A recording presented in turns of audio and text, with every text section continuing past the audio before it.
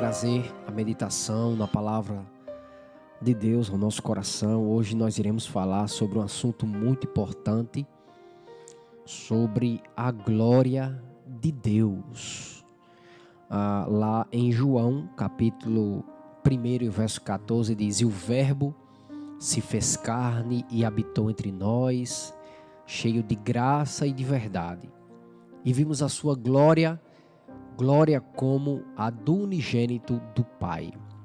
1 Coríntios 10, 31 diz: "Quer comais, quer bebais, ou façais outra coisa qualquer, fazei tudo para a glória de Deus." Hoje nós iremos falar sobre esse assunto tão importante. A glória de Deus tem sido um tema que nos desperta a curiosidade, né? É interessante que muitos hinos até falam, né?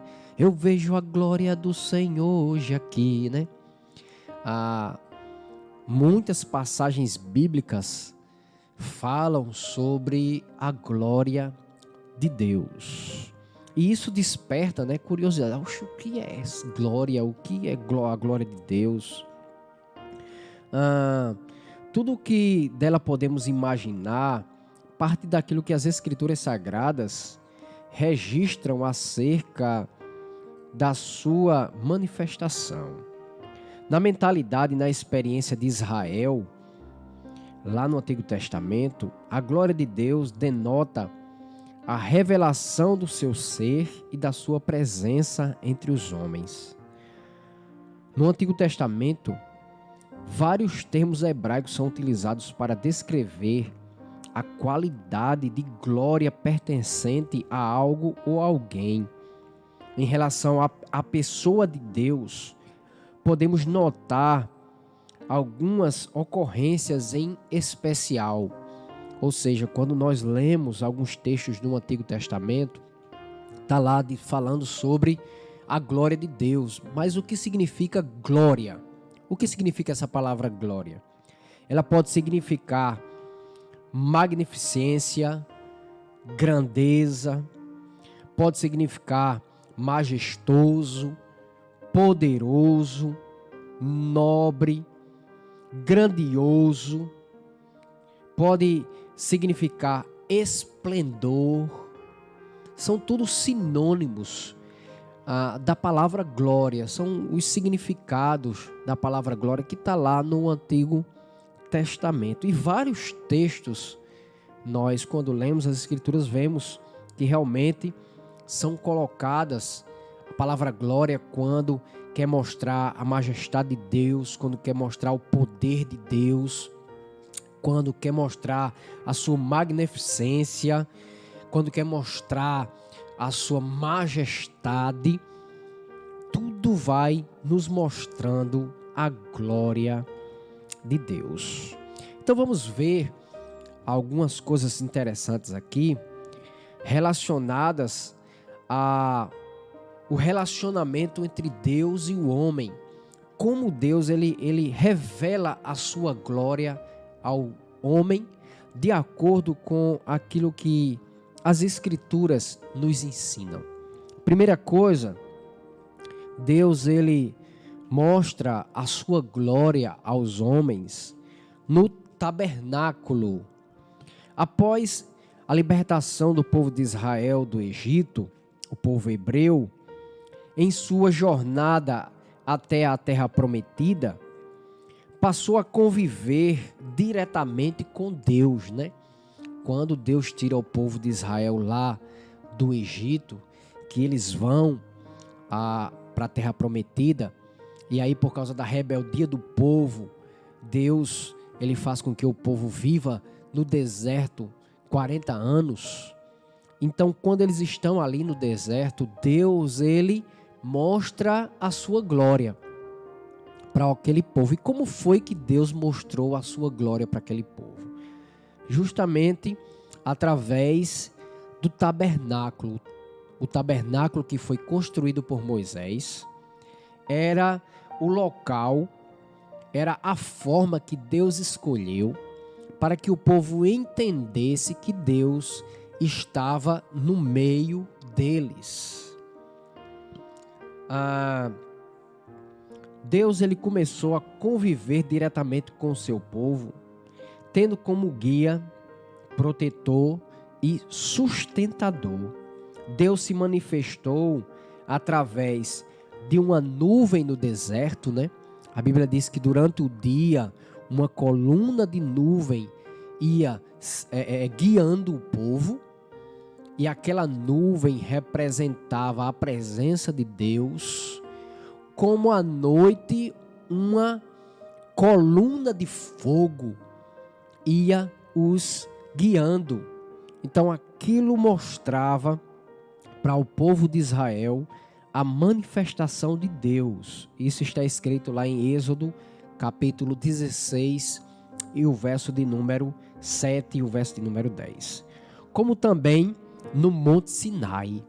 É interessante a manifestação da glória de Deus no Monte Sinai, porque quando Deus manda Moisés subir para que ele pudesse dar a Moisés a sua lei, né? E realmente Deus escreve com o seu dedo naquelas duas tábuas, né? A Bíblia diz que Deus escreveu com o seu próprio dedo a lei, os 10 mandamentos.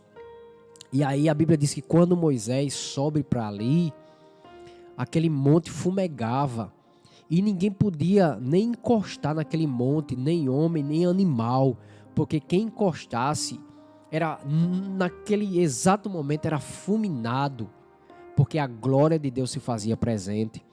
E a Bíblia diz que naquele monte havia trovões, relâmpagos, uma nuvem cobria aquele monte, porque a glória de Deus se fazia presente no Monte Sinai.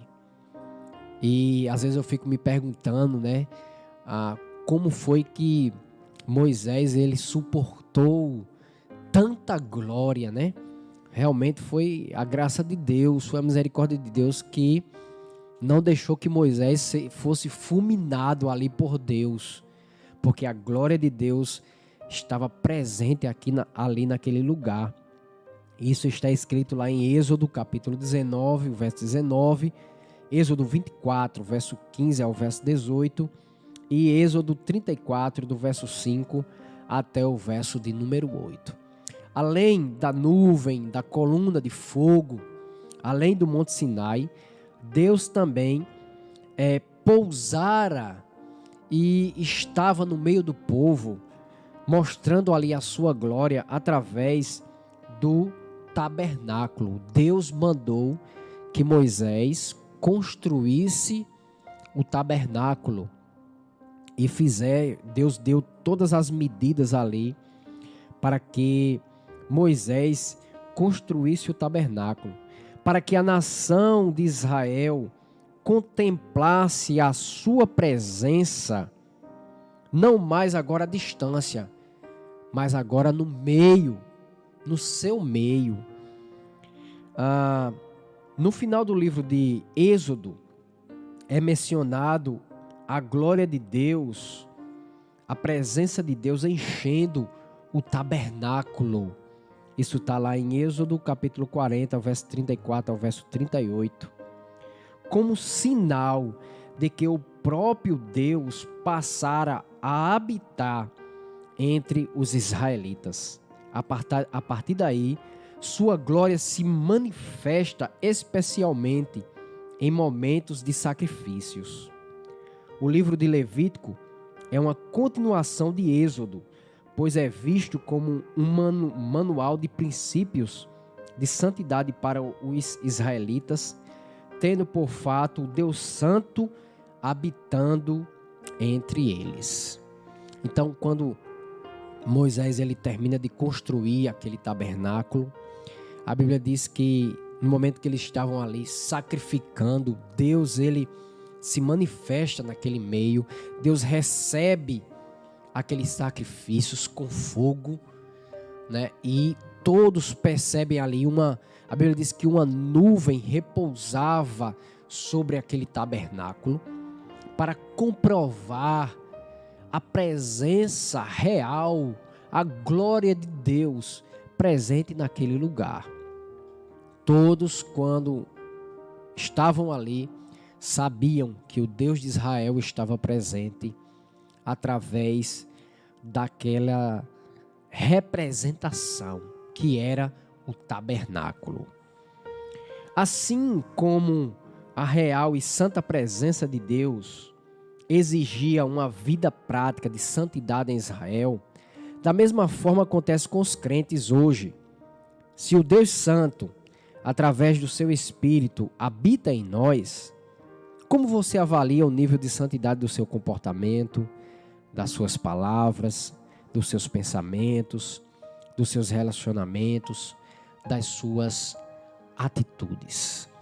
Então, a gente fica por aqui, certo? Quarta-feira a gente continua nesse assunto porque tem muita coisa. Eu não quero aqui correr esse assunto, porque esse assunto ele é muito importante para nós, porque ele permeia toda a Bíblia. Ele vai desde lá do Antigo Testamento até o Novo Testamento, para a gente entender bem isso. Porque muitas pessoas hoje, não entendendo isso, fazem o quê? Colocam nas igrejas coisas que eram do Antigo Testamento. Por exemplo, a Arca da Aliança.